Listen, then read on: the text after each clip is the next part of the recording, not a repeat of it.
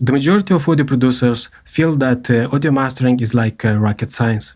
And frankly, I don't blame them. You see, in my audio production journey, while searching for more information on audio mastering, I also felt that there's some magic voodoo around audio mastering. And that makes a lot of audio producers feel that they should not touch audio mastering. Luckily, in my case, I was stubborn enough to learn this craft. And if you too want to learn audio mastering, this video might give you some good directions. And to make you even more curious, I believe, in my honest opinion, that audio mastering is simpler than audio mixing. Hey, I'm Adrian from adrianmilea.com, and today I'm going to give you some insights on why I believe audio mastering is simpler than audio mixing, but not easier.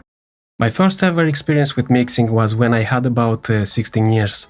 That's when, with a buddy of mine, we made our band. We had a 8-channel mixer, and usually we plugged in the mixer a keyboard in 2 channels, 2 microphones into other 2 channels, and sometimes we plugged some instruments.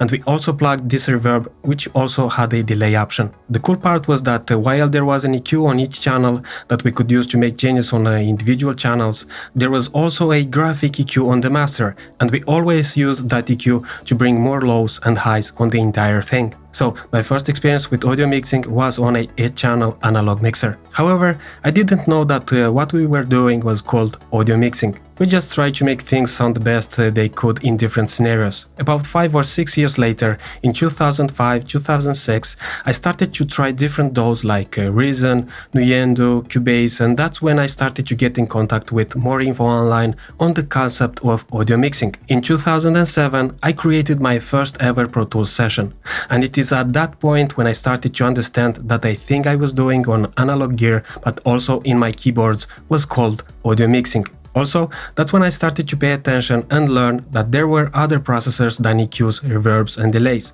I was so excited to try different audio effects like compressors, flangers, saturators and so on. However, I must confess, it took me a couple of months to understand what a compressor is doing and how to actually use one.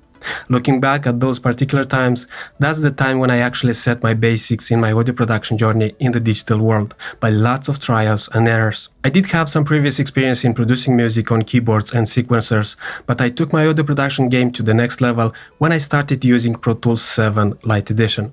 Of course, it took me a while to learn how to actually use Pro Tools, but this is for another video. The thing I knew was that my third album should be produced, mixed and mastered by me. Then, it took me months to understand the importance of the samples you use in your mixes in order to produce decent songs. And the next challenge was to make those songs actually sound decent on different systems. Man, it took me hundreds and hundreds of days and reviews until I got decent mixes. And when I thought that I finished the songs, I discovered that in audio production there is this thing called the audio mastering. When I started asking around about audio mastering, people were avoiding to talk about it. They would share with me more mixing tips than mastering. And until this day, I do not understand why this secrecy. So after months of struggling to achieve decent sounding mixes, I discovered that audio mastering is the stage that you can unfortunately discover that you still have lots and lots of work to do on your mixes. Why?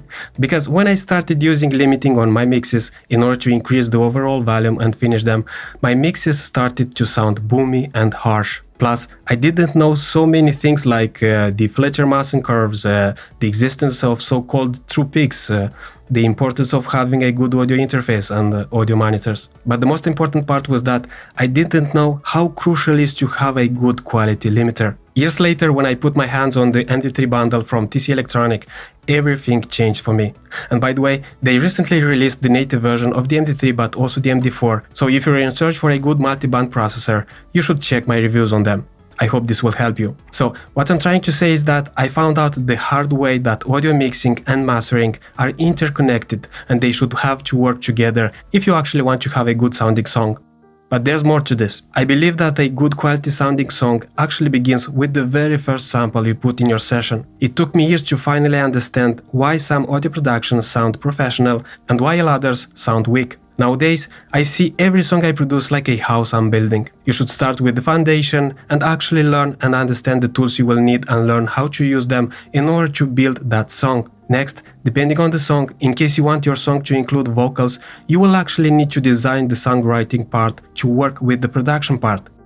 Next, I discovered why the recording part is crucial if you want to have great sounding vocals or instruments. And only after you took care of these steps, you actually can move to the mixing stage, which, as mentioned, it also has to work seamlessly with the mastering stage.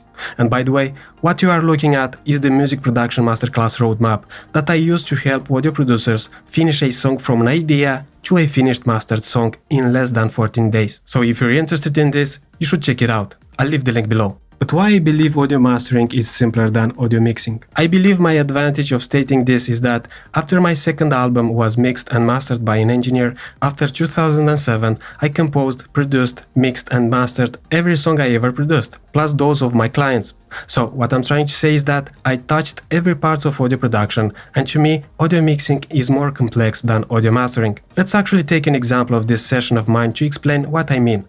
By the way, this is the exact session I use in my music production masterclass program. I composed this song specifically to show in the music production masterclass every single step from putting the very first note in the DAW up to the finished master. And if you take a look at this session, there are like 60 audio tracks that I have to make sound great together at the audio mixing stage. So I have 60 tracks that I have to make them work together in terms of balance, EQ, compression, saturation, and so on.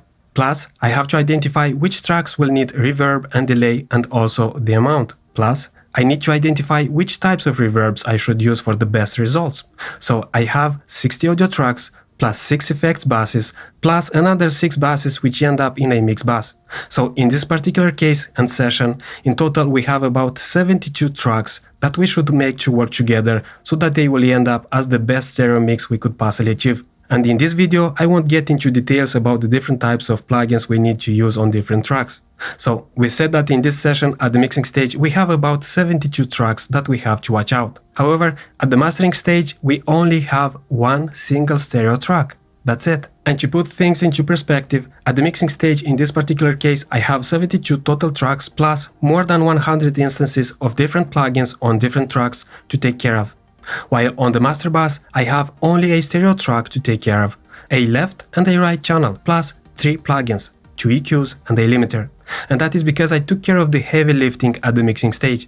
And of course, you can have simpler sessions than this, like a single piano track for example, but most of the time you will have more tracks to mix so that you can make them sound the best they can together. This is why I say that audio mastering is simpler but not easier than audio mixing. I believe that audio mastering and audio mixing have their particularities and they should be approached differently. However, in the end they should work together, that is, to accomplish your mission to make a song to sound the best it can. I also believe that if you have experience in audio mixing, learning audio mastering can be a lot easier than in case you don't have any experience in the audio production domain. And if you want to learn audio mastering, the cool part of this video is that I'm about to show you how you can start. But heads up, as I said, audio mastering might be simpler than audio mixing, but you should still keep in mind a lot of things. Plus you have to develop your taste in sound and music overall to distinguish how a certain genre should sound, but I strongly believe that anything or almost anything can be learned. So how can you learn audio mastering if it is that simple?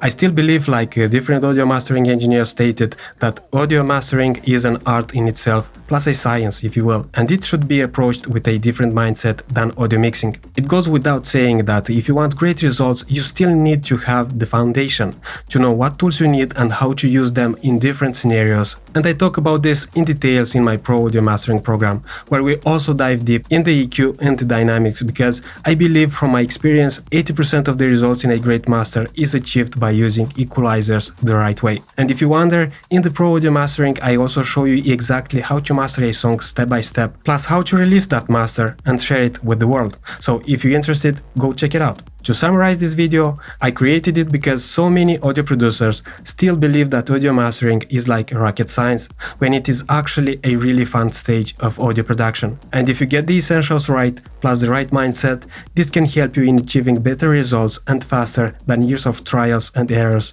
like it was in my case. So in the end, hopefully this video will help you a bit in demystifying audio mastering.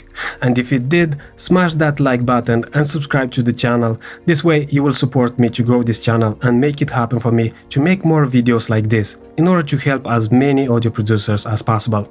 And of course, in case you want to work with me further, check out the Pro Audio Mastering program, and I'll see you on on the other side. Until next time, stay cool and make great music.